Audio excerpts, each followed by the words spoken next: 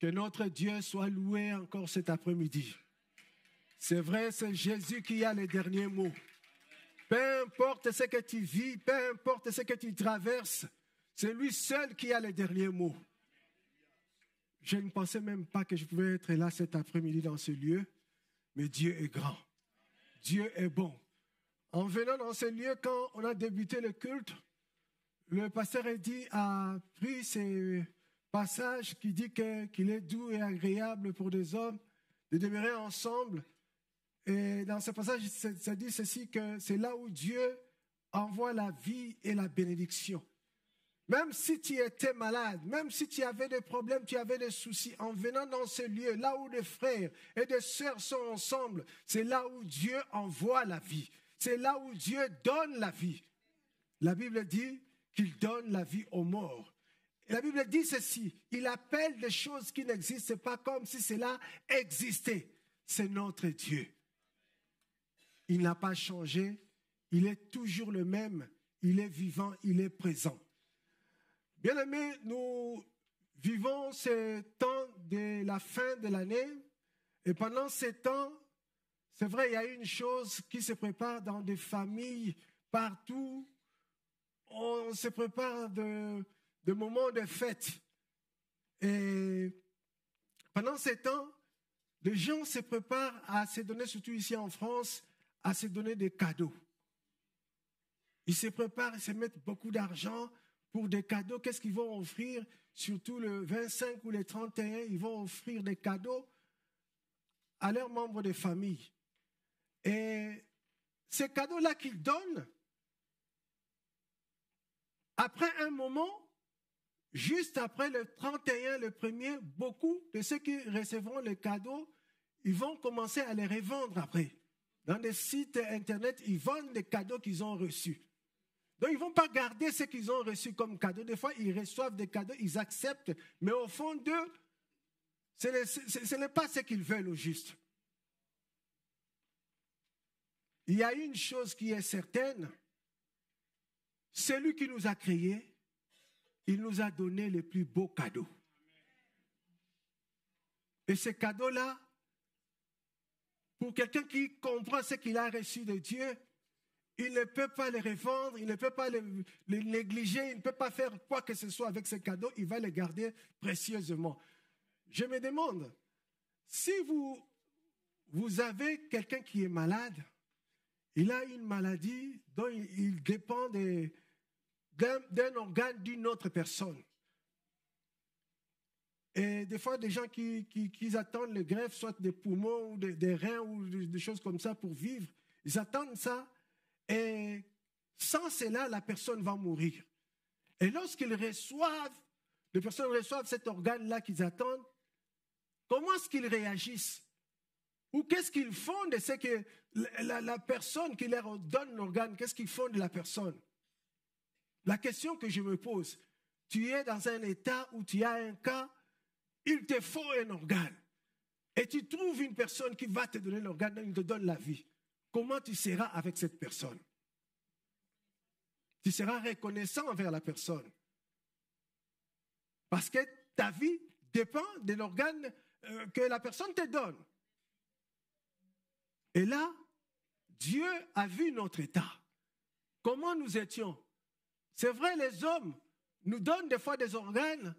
Tu as un organe aujourd'hui, mais demain, tu peux mourir. Ça ne va pas te servir éternellement, c'est juste pour un temps. Des fois même, on te donne l'organe, ton corps ne supporte pas ça, il y a le rejet, tu meurs tout de suite. Mais Dieu nous donne un don qui est éternel. Un don qui nous donne la vie éternelle.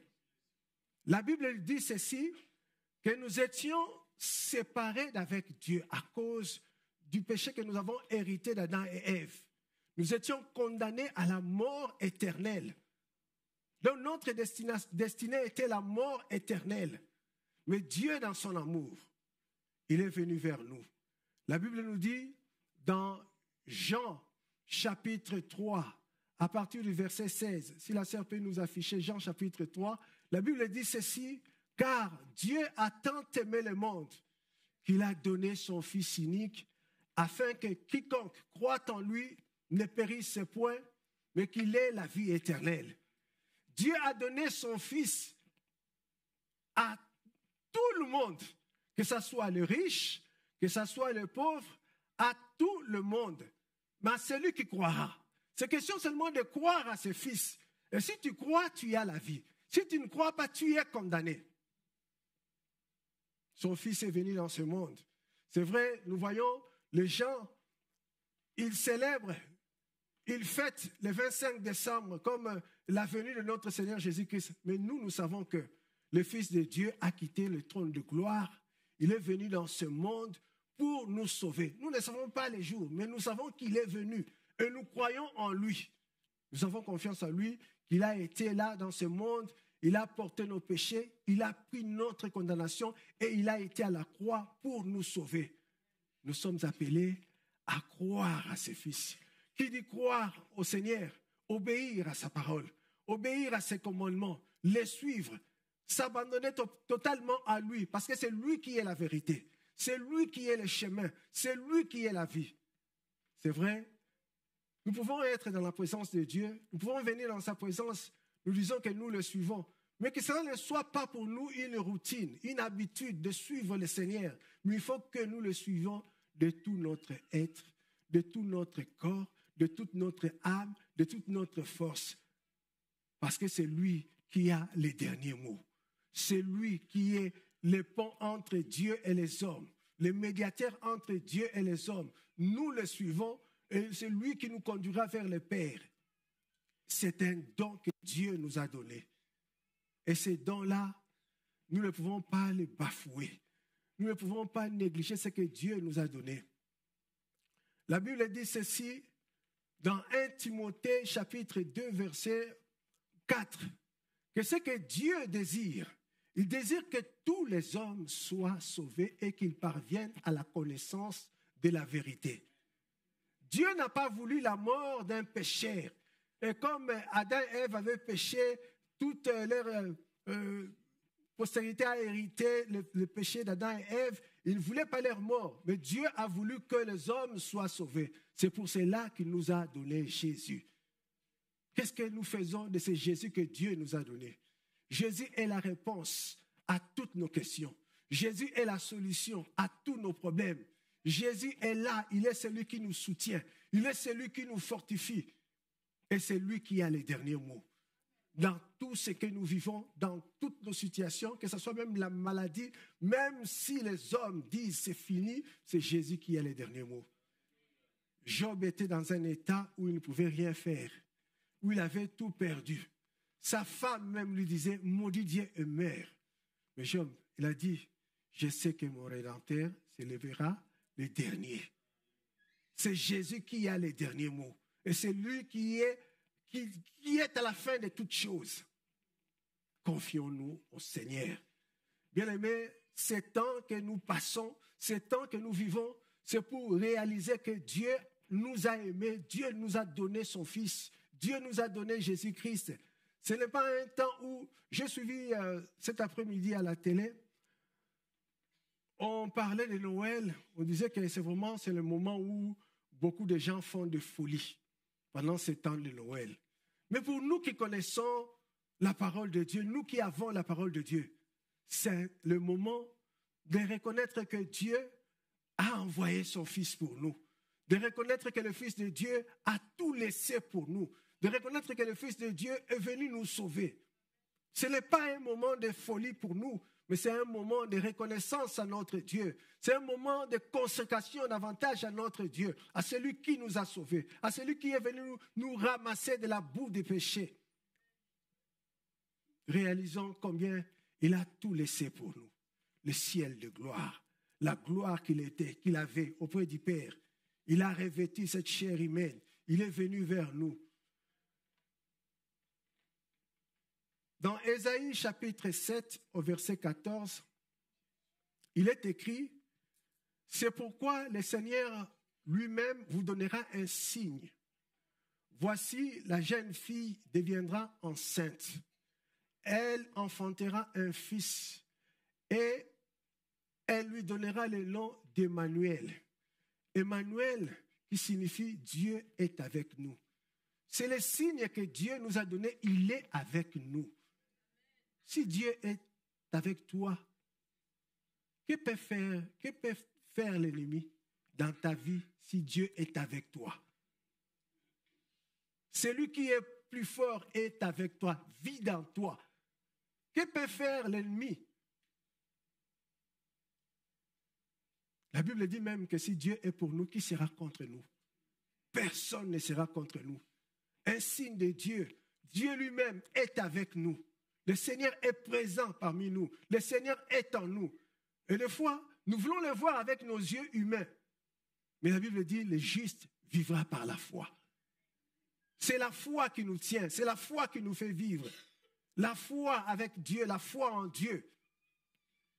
Ce qu'il dit, il est fait. Il est là présent. Ayons confiance en Dieu. Le signe, le Fils de Dieu est venu. Il est là, il est présent au milieu de nous. Il est venu nous sauver. Dieu n'a pas gardé sa divinité ou son ciel, mais il a tout dépouillé. Il est venu vers nous. Nous qui étions perdus, nous qui étions voués à la mort éternelle, Dieu est venu vers nous pour nous donner la vie. Quel merveilleux cadeau que Dieu nous a donné.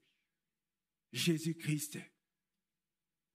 C'est vrai, nous avons reçu ce cadeau, nous avons reçu Jésus-Christ. Il y a beaucoup qui ont bafoué ce cadeau. Et ces moments, c'est pour eux, ce sont des moments de fête. Des fêtes païennes, des fêtes, c'est les moments, comme j'ai dit, c'est les moments de réjouissance où ils ne tiennent même pas compte de ce que Dieu a fait pour eux. Mais nous savons ce que le Seigneur a fait pour nous. Le Seigneur nous a donné la vie. Et non seulement il nous a donné la vie physiquement, mais il nous a fait aussi des promesses qui se réalisent. La Bible dit qu'il a été nous préparer une place. Il veut que là où il est, que nous y soyons aussi. Mais en entendant qu'il ne vienne, en entendant que son retour, qu'est-ce que nous faisons? Bien-aimés, ce grand salut que nous avons reçu de Dieu, ne le négligeons pas. Ce que nous avons reçu du Seigneur, ne le bafouons pas. Nous vivons les temps qui sont durs, les temps qui sont difficiles. Et de ces temps-là, vraiment, c'est le temps de la fin. Le temps où le diable sait qu'il ne lui reste pas beaucoup de temps, qu'une courte période de temps. Il veut chercher même à séduire les élus. Que celui qui est debout, qu'il prenne garde de ne pas tomber. Beaucoup de choses, nous vivons les temps de la séduction. Le diable est là pour nous séduire dans beaucoup de choses. Mais nous qui sommes enfants de Dieu, ayons les yeux fixés vers Dieu. Ayons les yeux fixés vers la parole de Dieu. Ayons les yeux fixés vers les promesses de Dieu. Ne nous laissons pas nos oreilles enregistrer n'importe quoi, écouter n'importe quoi, mais gardons notre foi en Dieu. Ayons confiance en Dieu parce que ce qu'il a dit, il le fera. Il est le Dieu qui ne ment jamais. Il est le Dieu qui est fidèle. Il est le Dieu qui réalise ses promesses. Notre Seigneur, notre Dieu. Et il nous a sauvés. Vous savez, ce qu'il a fait à la croix, c'était une œuvre parfaite, une œuvre grandiose. Le Seigneur nous a sauvés. Il nous a sauvés. Être sauvé, c'est être justifié. Nous sommes déclarés justes devant Dieu. La Bible nous dit dans Romains chapitre 3, versets 23 et 24, que la justice que nous avons reçue de Dieu, ce n'est pas à cause de nos œuvres. Parce que tous étaient pécheurs, mais Dieu nous a justifiés, non pas à cause de ce que nous avons fait, non pas à cause de ce que nous ferons, mais c'est par sa pure grâce que Dieu nous a justifiés. Nous sommes justes devant Dieu. Et si nous sommes justes devant Dieu, nous devons marcher comme des gens de la justice, des gens de justice, des gens qui sont droits devant le Seigneur. Et non pas nous disons que nous sommes justes, mais que notre comportement ou notre façon de faire, notre façon de vivre est contraire à ce que nous confessons, à ce que nous professons. Le Seigneur Jésus dira ceci, vous êtes le sel de la terre. Il dit, mais si le sel perd sa saveur, avec quoi la lui rendra-t-on? Donc nous sommes appelés à donner du goût partout où nous sommes, parce que nous sommes des justes. La Bible dit ceci aussi, que nous sommes la lumière du monde. Il dit, on ne met pas une lampe sous la table, mais la lampe est là pour éclairer. C'est vrai, ces temps-ci, il y a beaucoup de chrétiens de nom, de bouche. Il est chrétien, mais les œuvres ne suivent pas ce que la personne dit. Or, on reconnaît un bon arbre par son fruit. Si nous sommes chrétiens comme nous le disons, si nous sommes enfants de Dieu comme nous le disons, nous sommes appelés à produire de bons fruits. Nous sommes appelés à éclairer. Et il le dit aussi, il faut que les hommes voient vos bonnes œuvres et qu'ils glorifient votre Père qui est dans le ciel. Donc si Dieu nous a fait ces cadeaux, c'est pour que nous soyons des témoins vivants, des témoins qui glorifient Dieu, des témoins qui rendent grâce à Dieu, des témoins qui élèvent le nom de Jésus-Christ. Il nous a justifiés. Nous sommes justes. C'est par son sang. Si nous pouvons nous tenir cet après-midi dans ce lieu, dans la présence de Dieu, c'est parce que Dieu nous a déclarés justes par le sang de Jésus-Christ. Nous pouvons nous tenir dans sa présence et Dieu nous voit au travers de ses sangs. Nous pouvons lever les mains qui sont pures parce que Jésus-Christ a payé le prix à la croix pour nous. C'est don de Dieu qui nous rapproche du Père. Alléluia. Non seulement il nous a justifiés, mais il nous a aussi adoptés. Nous sommes des enfants, devenus des enfants de Dieu. La Bible nous dit dans Jean chapitre 1, verset 12. Jean chapitre 1, verset 12, ce que le Seigneur déclare pour nous.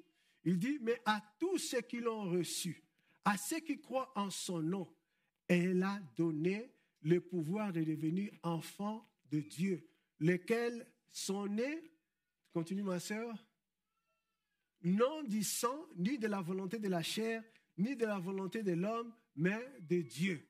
Le Seigneur nous a adoptés, nous sommes ses enfants.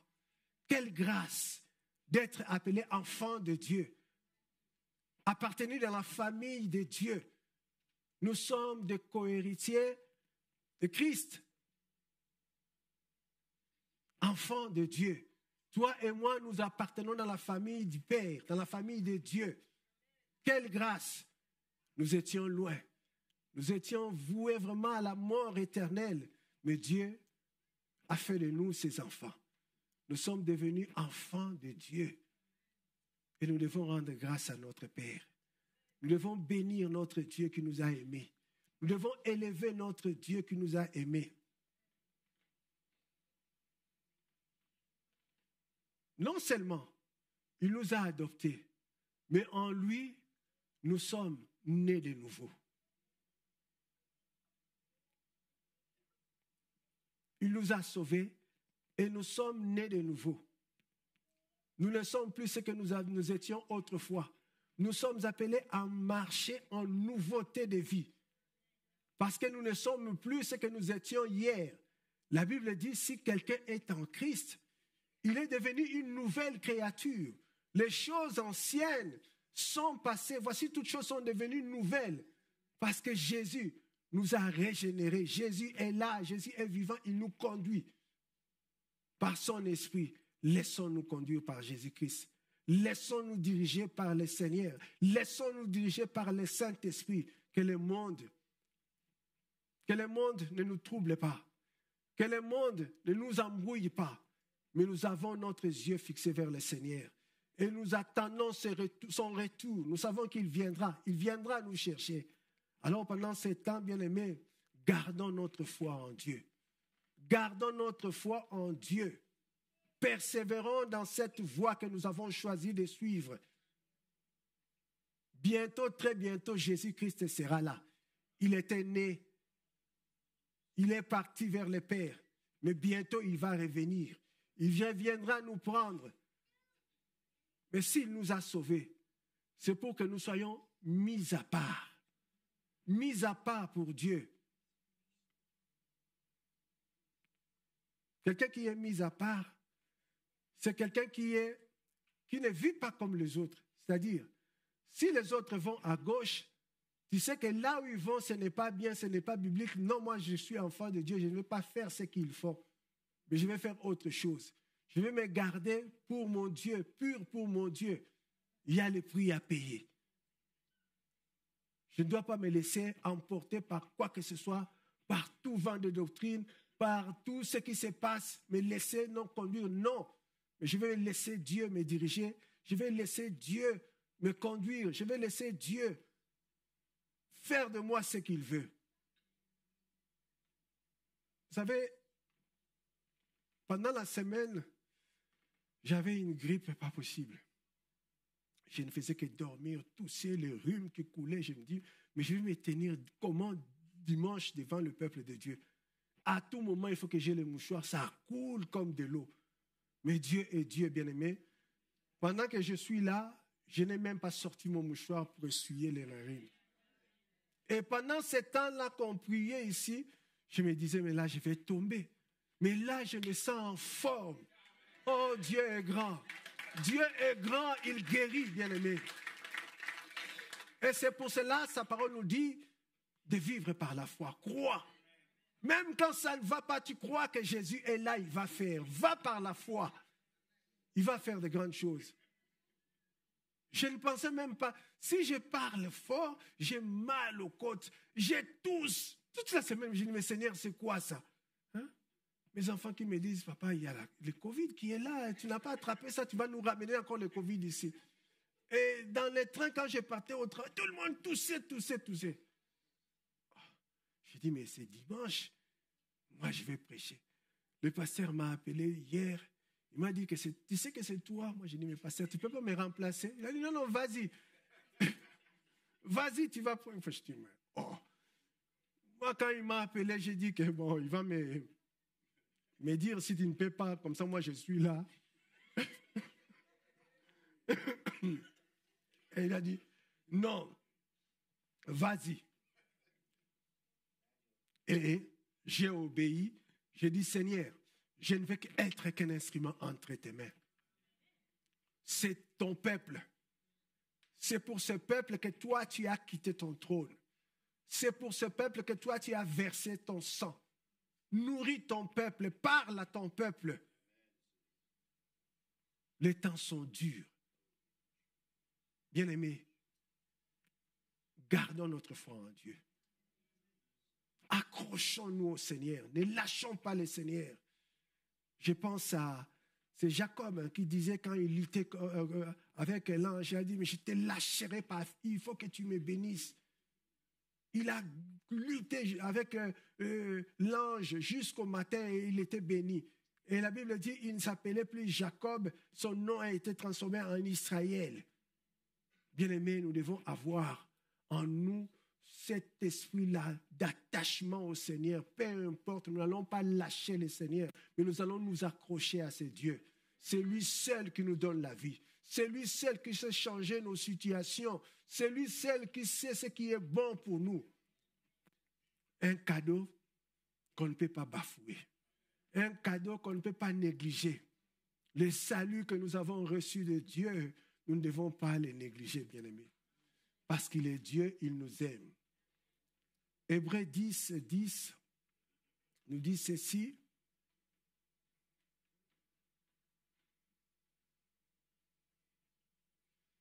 C'est en vertu de cette volonté que nous sommes sanctifiés par l'offrande du corps de Jésus-Christ une fois pour toutes. Il nous a sanctifiés. Il a offert son corps à la croix pour nous. Nous sommes appelés à nous attacher à lui. Nous sommes appelés à demeurer fermes dans la foi que nous confessons, à persévérer. Et la Bible déclare que celui qui persévérera jusqu'à la fin sera sauvé. C'est vrai, ces temps-ci, les gens courent derrière les miracles. Mais la Bible dit, ne dit pas ça. Voici les miracles qui accompagneront ceux qui auront cru. Nous ne sommes pas appelés à courir derrière les miracles, mais les miracles doivent nous accompagner. Mais comment les miracles doivent nous accompagner si nous sommes loin du Seigneur? Il faut que nous soyons attachés au Seigneur pour que les miracles nous accompagnent. Attachés au Seigneur, c'est-à-dire attachés à sa parole. On ne doit pas nous pousser à lire la parole de Dieu. Partout où nous sommes, même si nous ne sommes pas là, là où nous sommes, nous devons lire la parole de Dieu. Chercher la présence de Dieu. Chercher la volonté de Dieu. Qu'est-ce que le Seigneur veut pour nous? Ça, c'est individuel. Chacun pour sa part. Vous savez, ce jour-là, quand le Seigneur viendra, la Bible dit, ce n'est pas celui qui dit « Seigneur, Seigneur » qui sera sauvé. Beaucoup diront à ce jour-là, « Seigneur, j'ai fait ceci en ton nom. J'ai chassé les démons en ton nom. J'ai fait des miracles en ton nom. » Mais le Seigneur leur dira ouvertement, « Je ne vous ai jamais connu, serviteur d'iniquité. » Donc, ce que le Seigneur attend de nous, que nous soyons vrais devant lui. Que nous ne paraissons pas, mais que nous soyons des hommes et des femmes qui sont vrais devant leur Père. Nous ne devons pas craindre les hommes, mais nous devons craindre celui qui peut tuer le corps et l'âme. Pas les hommes. Mais nous, souvent, nous avons l'habitude de craindre les hommes. Je vois, comme le pasteur n'est pas là, comme le pasteur Eddy n'est pas là, le pasteur Eddy, l'ancien JP, tous ces hommes, ils auront leur compte à rendre à Dieu. Chacun pour sa part. Nous sommes appelés, que le pasteur soit là ou pas, à craindre Dieu, qui voit ce qui est caché, qui voit ce qui est noir dans le noir. Dieu qui voit tout. Notre Dieu. Et ce cadeau qu'il nous a donné, c'est pour qu'un jour, nous soyons dans ce royaume avec lui. C'est pour qu'un jour, nous soyons là, dans ce qu'il a été préparé pour nous. Bien-aimés, c'est vrai, nous sommes vers la fin de l'année. Mais pendant ces temps, réalisons un peu ce que nous avons fait depuis le début de l'année. Des fois, au début de l'année, il y a des gens qui sont là, qui promettent à Dieu, je vais faire ceci, je vais faire cela pour toi. Mais nous arrivons à la fin de l'année, qu'est-ce que nous avons fait pour Dieu? Des fois, nous parlons beaucoup, mais nous agissons peu. La Bible dit, la foi sans œuvre, c'est une foi morte. Ce que nous disons, par la grâce de Dieu, que nous arrivions aussi à le mettre en pratique. Que nous ne serons pas des gens qui sont devant Dieu, qui disent des choses, qui promettent. Vaut mieux ne pas promettre que de promettre et ne pas réaliser. Qu'est-ce que nous avons fait durant tout ce temps dans la présence de Dieu? Le Seigneur n'est pas là pour nous condamner. Il a dit quand il a envoyé son Fils, ce n'était pas pour condamner, c'est pour nous sauver. Et ce temps nous est donné aussi de réfléchir un peu sur comment nous avons marché. L'année qui commencera devant nous, qu'est-ce que nous voulons encore faire pour Dieu? Chacun pour sa part, qu'est-ce que tu vas faire pour ton Dieu? Pour celui qui a donné sa vie pour toi. C'est vrai, nous avons dit au début que les gens qui offrent leurs organes, nous leur devons de la reconnaissance. Et Dieu qui a donné son Fils, qu'est-ce que nous devons faire pour lui? C'est ce que nous sommes appelés à réfléchir. Nous parlons souvent, nous disons que Jésus revient. Personne ne sait quand il va revenir, mais soyons prêts. Réalisons ce que nous avons fait autrefois. Bien-aimé, si tu as là où ça n'a pas marché, tu étais tombé, relève-toi, va de l'avant, allez encore plus loin avec le Seigneur Jésus-Christ. La Bible dit, Dieu veut que tous soient sauvés. Il veut que nous soyons sauvés. Il veut nous voir tous dans son royaume au ciel. Mais pendant que nous sommes, c'est le moment de nous préparer au ciel. Qu'est-ce que tu as fait durant l'année passée? La question m'est posée, la question t'est posée. Chacun pour sa part. Qu'est-ce que j'ai fait pour le Seigneur?